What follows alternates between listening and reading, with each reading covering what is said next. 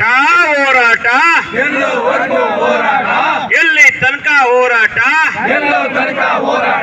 ಯಾತಕ್ಕಾಗಿ ಹೋರಾಟ ಕಳೆದ 6 ದಿನಗಳಿಂದ ಬಿಜೆಪಿಯಿಂದ ಸಚಿವ ನಾಗೇಂದ್ರ ರಾಜೀನಾಮೆಗೆ ಒತ್ತಾಯಿಸಿ ಧರಣಿ ಜರುಗಿತು. ಜಿಲ್ಲಾ ಬಿಜೆಪಿ ಯುವ ಮೋರ್ಚಾ ಉಪಾಧ್ಯಕ್ಷ ಸತೀಶ್ ಮಾತನಾಡಿ, ನಾಗೇಂದ್ರ ರಾಜೀನಾಮೆ ಕೊಡುವವರೆಗೂ ನಮ್ಮ ಹೋರಾಟ ನಿಲ್ಲುವುದಿಲ್ಲ. ವಾಲ್ಮೀಕಿ ಸಮಾಜದ ಹಣ ದುರ್ಬಳಕೆ ಮಾಡಿಕೊಂಡಿರುವುದನ್ನು ನಮ್ಮ ಸಮಾಜ ಎಂದೆಂದಿಗೂ ಕ್ಷಮಿಸುವುದಿಲ್ಲ ಎಂದು ಆಕ್ರೋಶ ವ್ಯಕ್ತಪಡಿಸಿದರು. ಹಿಂದೆ ಮುಡಾ ಕೇಸ್ನಲ್ಲಿ ಅನ್ಯಾಯ ನಡೆದಾಗ ಇದೇ ರೀತಿ ಬಿಜೆಪಿ ಪ್ರತಿಭಟನೆ ನಡೆಸಿದ್ದರಿಂದ ಸಿದ್ದರಾಮಯ್ಯ ಕುಟುಂಬದಿಂದ 33ನೇ ನಿವೇಶನ ವಾಪಸ್ ಕೊಡಲಾಗಿತ್ತು. ಅದೇ ರೀತಿ ಇದೀಗ ವಾಲ್ಮೀಕಿ ಸಮುದಾಯದ ಹಣ ದುರ್ಬಳಕೆ ಮಾಡಿಕೊಂಡಿರುವ ನಾಗೇಂದ್ರ ರಾಜೀನಾಮೆ ಕೊಡುವವರೆಗೂ ನಮ್ಮ ಹೋರಾಟ ನಿಲ್ಲುವುದಿಲ್ಲ. ವಾಲ್ಮೀಕಿ ಹಗರಣದಲ್ಲಿ ಸಿಎಂ ಡಿಕೆಶಿ, ಮಾಜಿ ಸಿಎಂ ಸಿದ್ದರಾಮಯ್ಯ ನೇರ ಪಾತ್ರವಿದೆ. ನಾಗೇಂದ್ರ ಈ ಹಗರಣದಲ್ಲಿ ತಮ್ಮ ಹೆಸರು ಎಲ್ಲಿ ಹೇಳಿಬಿಡುತ್ತಾನೋ ಎಂಬ ಹೆದರಿಕೆಯಿಂದ ನಾಗೇಂದ್ರ ಅವರನ್ನು ಉಳಿಸಿಕೊಳ್ಳುವ ಪ್ರಯತ್ನ ನಡೆಯುತ್ತಿದೆ. ಹೀಗಾಗಿ ನಮ್ಮ ಹೋರಾಟ ನಿರಂತರ ಎಂದು ಕಿಡಿಕಾರಿದರು. ಸತೀಶ್ ಕುಮಾರ್, ಕೋಲಾರ ಜಿಲ್ಲೆಯ ಬಿಜೆಪಿ ಯುವ ಮೋರ್ಚಾ ಉಪಾಧ್ಯಕ್ಷರು.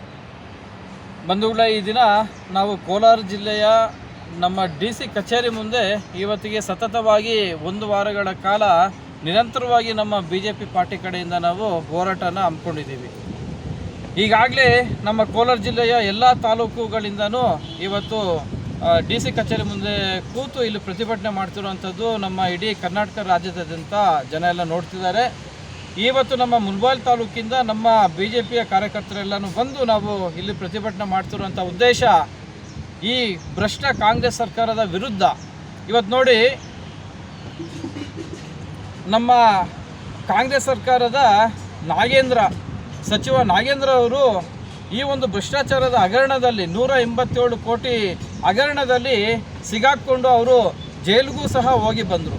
ಜೈಲಿಗೆ ಹೋಗಿ ಬರ್ತಿದ್ದಂಗೆ ಅವ್ರಿಗೆ ಏನು ಒಂದು ರೆಡ್ ಕಾರ್ಪೆಟ್ನ ಹಾಸಿಗೆನ ಹಾಕಿ ಅವ್ರನ್ನ ವೆಲ್ಕಮ್ ಮಾಡಿ ಅವ್ರಿಗೆ ಸಚಿವ ಸ್ಥಾನ ಕೊಟ್ಟಿರುವಂಥದ್ದು ನಾವು ನೋಡ್ತಿದ್ರೆ ಇದೊಂಥರ ಕಳ್ಳರ ಒಂದು ಸರ್ಕಾರ, ಇದು ಲೂಟಿಕಾರರ ಸರ್ಕಾರ ಅಂತೇಳಿ ನಾವೆಲ್ಲರೂ ಭಾವಿಸ್ಬೇಕಾಗುತ್ತೆ. ಬಂಧುಗಳೇ, ಇವತ್ತು ಒಬ್ಬ ವ್ಯಕ್ತಿ ಯಾರಾದರೂ ಕಳ್ತನ ಮಾಡ್ದ ಅಂತಂದರೆ ಅವನ್ನ ನಾವು ಬಹಿಷ್ಕಾರ ಆಗ್ತೀವಿ.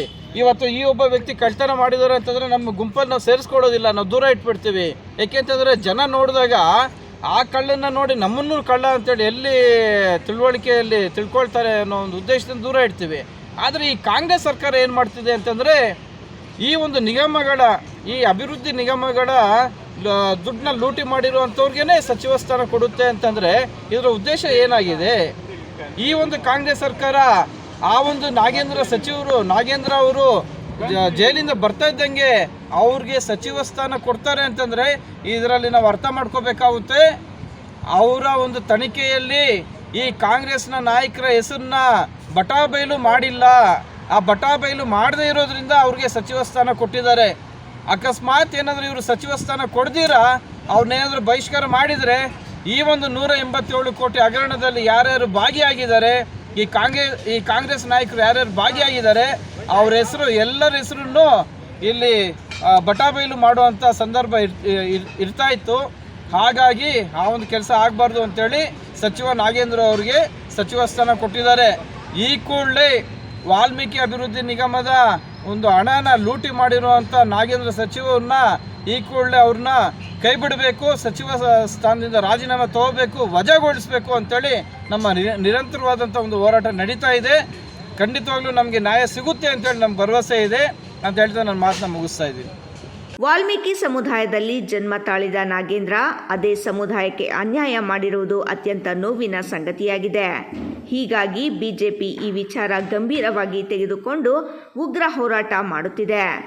ರಾಜೀನಾಮೆ ಕೊಡುವವರೆಗೂ ಯಾವುದೇ ಕಾರಣಕ್ಕೂ ನಾವು ಪ್ರತಿಭಟನೆಯಿಂದ ಹಿಂದೆ ಸರಿಯುವುದಿಲ್ಲ ಎಂದರು. ಪ್ರತಿಭಟನೆಯಲ್ಲಿ ಜಿಲ್ಲಾ ಬಿಜೆಪಿ ಘಟಕದ ಅಧ್ಯಕ್ಷ ಓಂಶಕ್ತಿ ಚಲಪತಿ, ರಾಜ್ಯ ಬಿಜೆಪಿ ಮುಖಂಡ ವೈ ಸುರೇಂದ್ರಗೌಡ ಹಾಗೂ ಕಾರ್ಯಕರ್ತರು ಭಾಗವಹಿಸಿದ್ದರು. ಅಂಚೆ ವಿಜಯ್, ರಾಯಲ್ಸ್ ಕನ್ನಡ, ಕೋಲಾರ.